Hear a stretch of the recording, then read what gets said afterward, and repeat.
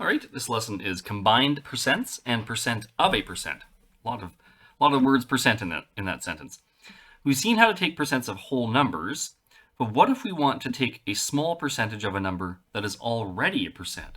Well, we kind of follow the same rule, as you'll see, where we still have to convert to a percent, or to the percent to a decimal. So step one is to convert to a decimal first. And once we convert to a decimal, then we can go ahead and then multiply. Just like we did before. So remember how to convert to a decimal. We divide everything through by 100. So every percent we divide by, or each percent we divide by 100. And then when I divide by 100, you take the decimal place and you move it 2 places to the left. So right now it's at the end. I move it 2 places, and I get 0.20. Of course, means multiply. And 15%, again, we divide that one by 100 too. So I get multiplied by 0.15. Typically with these types of questions, you would use a calculator. So 0.20 times 0.15 is 0.03, or 0.03. Now notice how the number is quite small. And that will typically happen when you're taking percents of percents. 7% of 50. So again, I divide each by 100 first to convert them to decimals. 7% converted to a decimal is, I have to move the decimal place 2 places and I have to add a 0. So I get 0.07 multiplied by 0.50. This is going to be very small because I'm already starting off with a very small percent. 0.07 times 0.5 is 0.035. And the last example, just to kind of, make this point very clear, divide both by 100 again. So this becomes 0.125. Of means multiplication. 50 is 0.50. So 0.125 multiplied by 0.5 is 0.0625. Okay, just some very simple examples, percents of percents. Make sure that you divide first by 100 to convert to a decimal. So as we saw in previous lessons, we convert the percent to a decimal first, and then we multiply both values together as we just saw. Let's look at a few real-world examples involving price and money. Okay, a store is offering a discount. So remember, there's a couple ways we can do this. A discount of 30% off. So we're going to have to take that and divide that by 100. We know that right away. So that's 0.30. I'm just doing a couple things right off the bat. All items in the store. One $80 shirt in particular catches your eye. Those are 2 separate words. Catches your eye, and it has a further discount tag of 10% off the original discount price. So off the discount price. So first, we're going to discount the shirt by 30% off. So I start off with my $80. And I can multiply by 0.30 and then take that value subtracted from 80. Or I can take $80 and multiply it by 0.70 to get directly, remember we can subtract the percent from 100, to get exactly the amount that the shirt will be after the first discount.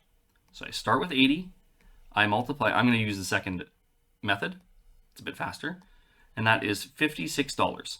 So that's the first discount applied. Now they have a further discount because we have a discount tag of 10% off the original discount price. So we're going to take this and we're going to take this price, $56. It's 10% off, so we could multiply by 0.10 and then subtract. Or we could take $56 and multiply by 0.90, applying the discount to the percent by subtracting 10 from 100. So 56 times by 0.90 is equal to 50.4. $50. And remember, when we're dealing with money, always make sure you're rounding to 2 decimal places. So we have $50.40. Now, some people might be thinking, well, what if I just apply the two discounts right at the very beginning? So if I take $80, let's check to see if this works. Okay, we're just going to check. So I take $80. I'm going to multiply by, now what would the discount be? It would be 30% off, and then another 10% off would be 40% off. So that would be an actual price of 60% of the original price. This 0.60 is 40% off. Okay, that's represented by the 0.60. So I take 80 and I multiply by 0.6 and I get $48. So if you notice, it's actually a little bit less if I apply each one at the beginning. That's typically why stores, well, it depends how they do it, but sometimes they do calculate it like this, because you're actually still going to be paying more. It makes you seem like, or it makes you think that you're getting more, you're getting 40% off, but it's not quite the same, right? Not the same. Just a little thing that you can see and check to make sure that those two values we have to be applied separately. Okay, one more example. You are mining resources in Minecraft. My kids play a lot of Minecraft, and so we just finished it recently. And you currently have 850 blocks of netherite, which is a lot. You go on a mining expedition and increase, so that's going to be added, this amount by 25%. Unfortunately, a creeper spawns in your base. This happens all the time. It's so frustrating. It blows up a chest, throwing the blocks in every direction, and some happen to fall in lava.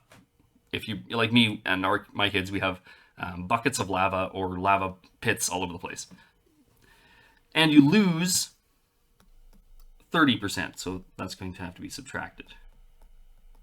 So I might do this like the first method, just so that everything is very clear what's being added for increase and what's being subtracted, rather than using, like I did in the previous example, just doing it directly, because it can be a little confusing. So step one, we're going to start off with our 850 blocks.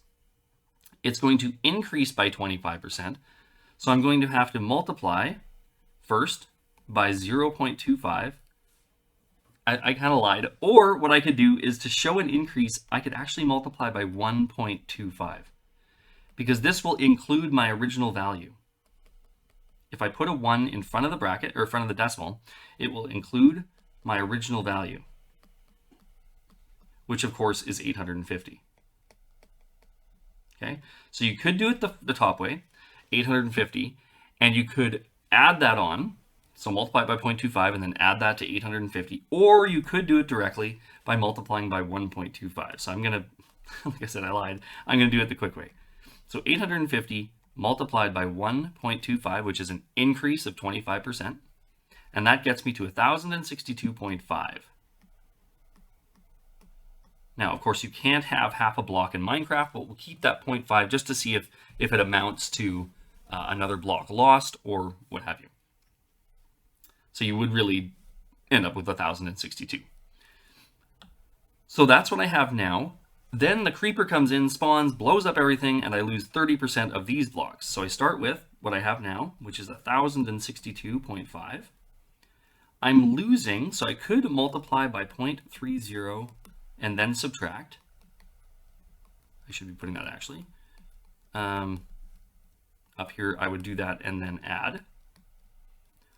Or I can take the 1062.5, and because this is being subtracted, because it's being reduced by 30%, it's like taking 70%. Remember, subtracting from 100.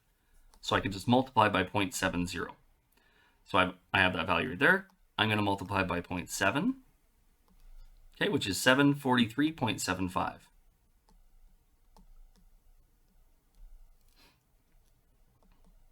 And of course, I can't have part of a block, but we'll just say in terms of this question, that's how many netherite blocks I would potentially have.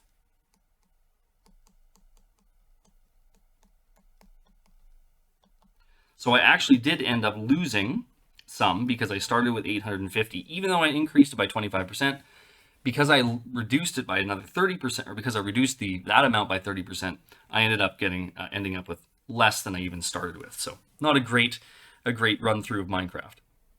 I hope that helps. Go back to the beginning of the lesson and let me know if you have any questions.